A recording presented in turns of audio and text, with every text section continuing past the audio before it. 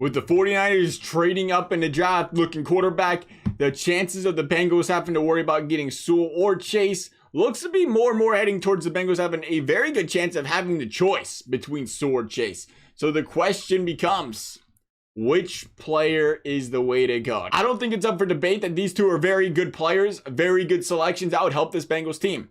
We're not going to go down the road of there's depth at each position in the second round. We don't need this one because of it, or we don't need this one because of it. We're going to avoid the depth game. We're going to look at these two guys. Bengals have to choose one of the two. Forgetting about Kyle Pitts for the moment. The Bengals have to choose one of the two. We're going to look at it from a pure analytical impact on the team side of things. First and foremost, no team in NFL history has drafted a wide receiver in the top 5 and won a Super Bowl through the entire duration said player was on their team. And heck, as Bengals fans, we should know how this works. AJ Green, Peter Ward, two guys the Bengals have taken in the top 5 since the turn of the century. The closest we have to a player in the top 5 winning a Super Bowl is a 6th overall selection, Torrey Holt, who was a dandy of a player, no questions asked. But he was also drafted after the Rams attacked defensive line and offensive line for the last 5 years in the first round when they was building their team. That being said, you got to put that in consideration a little bit. Sure. Where were the Bengals at, last 4 or 5 years in building bona fide guys?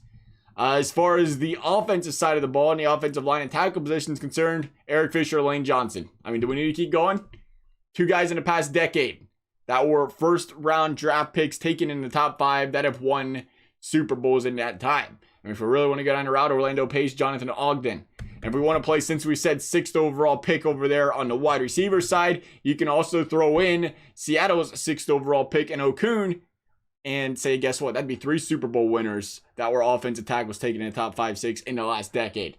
History suggests taking Chase means no Super Bowl, but history also is meant to be broken.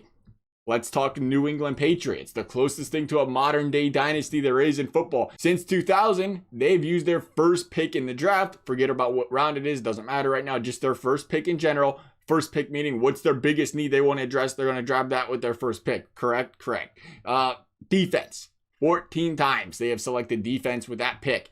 They've used that first pick on tight end once. They've used it on offensive line 4 times, and they've used it on running backs once. The only wide receiver they've taken in this dynasty era, and it's actually exiting the era, is N'Keal Harry in 2019, when arguably the team said, okay, we're moving on from Tom Brady. We need to get some weapons to help whoever our future quarterback is, understanding where they was, the future of the franchise was going. The Green Bay Packers, another team, elite quarterback that doesn't waste first round draft picks on wide receivers. You look at the elite quarterback standpoint, and I guess Drew Brees is the one that stands out that's a little bit different. The Saints appear to be the one team that would draft wide receiver heavy early and often. You had Brandon Cooks, Robert Meacham, Dante Stallworth, all who were first round selections for the New Orleans Saints. Meacham and Stallworth, first round selections that would never crack 1,000 yards in a season. So it's pretty safe to say the impact on the team. Brandon Cooks gone after 3 seasons. Imagine where the Saints would be if they just didn't use those selections on wide receivers, possibly, and they said, let's try it in the second round maybe. Fact of the matter is, for the most part, teams who believe they have a franchise quarterback, an elite franchise quarterback, do not feel the need to attack wide receiver in the first round as their number 1 priority. They feel like they go second round, third round, fourth round, and get solid bona fide guys that their elite wide receiver is going to work with and make this offense work. And they're going to go in another direction to help build the rest of this team up. That's the beauty of your franchise quarterback. You don't need to get these elite players around him to make him a star. You can build that defense up into a championship winning defense, that offensive lineup to help the run game, whatever it is. Joe Burrow threw for over 300 yards in 50% of the games he played in last season. In the games Joe Burrow struggled the most, Baltimore and Pittsburgh, he was sacked a combined 2 games, 11 times. Put that through your head. 2 games, 11 times. You see these guys twice a year. Franchise quarterback. Think about the cart. Think about getting sacked 11 times when we are playing this draft game. Again, not what we're going down the road for here. We're looking at a team impact standpoint. But if you're the Bengals, you watch those games. I don't remember looking at those 2 games and saying, Bengals had a better wide receiver. Boy, would things be different in this one. Now, Joe Burrow didn't have time to take a step and drop back and look one direction in the field before he's getting hit. But let's talk player effects. There's obviously more to it. Jamar Chase, no question about it. He should be an elite player. Elite players get double teamed when they're wide receivers. Higgins, Bengals player, current wide receiver. No joke. You can't double team both of these guys. You put both of these guys on this field at the same time, and Joe Burrow is going to find the matchup, and he's going to pick teams apart. And it's going to get ugly for them defenses. Jamar Chase has the ability to turn this team into a top 5 air attack in the blink of an eye. But what happens 4 years from now? What happens when Chase and Higgins are both 1,200 plus receiving yard guys consistently coming on contract years? Do you pay them both $20 million a year? You know, you consider the appreciation down the road. $20 million a year could be the value. 16, 17, do you put $35, $40 million of your salary cap into the wide receiver position? Does that sound like a smart thing? A team like, again, I hate to bash on it, that the New England Patriots, a team that has won how many Super Bowls in the last 2 decades, would do? I don't think so.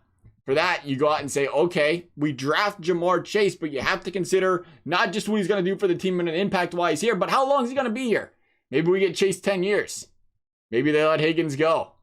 Overall, you're getting those 2 guys for 14 years, as opposed to, you know, a guy like Sewell and having Higgins. You consider then you can have both those guys 10 plus years. You're going to lock down, because it's 2 separate positions. You're not going to feel as bad about locking down a bunch of money on an offensive tackle and a wide receiver, as opposed to putting all that salary into the wide receiver position. I'm not saying it can't be done, but it's going to take some pay cuts, more than likely, and a lot of number crunching by the Bengals to make it happen. And it seems unlikely for that reason. So you have to consider that when drafting Jamar Chase, is what happens to the rest of the team, the impact of the rest of the team. We flip the coin over to Sewell, a guy with elite pass protection, elite run protection ability that will give Joe Burrow a heck of a lot more time to throw the football.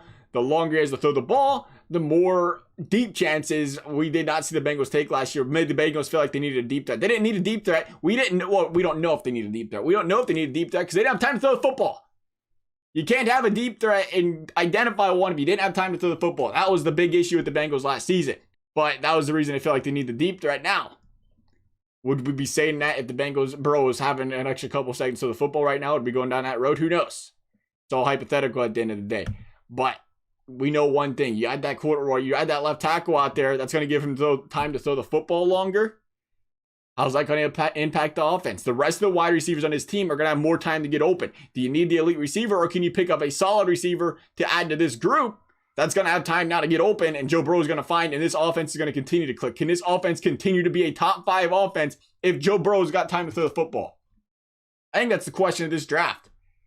If you're guaranteed a top 5 air attack with both of these players, you have to take Sewell, don't you? Just for the fact of the matter, you're worried about your quarterback's health. But can you guarantee that? If you're guaranteed both these players are going to be, again, looking at them, let's say they're both hypothetically Hall of Fame players, just hypothetical. It's a guarantee out of both of these guys. And you have to choose. You have to choose to protect the quarterback, don't you? We'll see. I mean, Sewell goes farther than this, because he doesn't just help the pass attack. He seals off the end. He provides a big, stout body to run behind in the run game. Joe Mixon, elite ability. Let's be honest, this is a solid running back. If we can get him some protection back there and a push by that O-line, you give this guy some blockers, and you're talking the potential 5 yards per carry consistently. All of a sudden, teams are forced to go out there and say, hey, we're going to put 8 guys in a box and stop Joe Mixon and let Joe Burrow beat us, or we're going to put 6 or 7 in the box and let Joe Mixon continue to beat us. The more you run the ball, the more you wear down the opposing team's defense. The more you wear down the opposing team's defense, again, the easier it gets to protect the quarterback and move down the field. You're going to also chew clock up.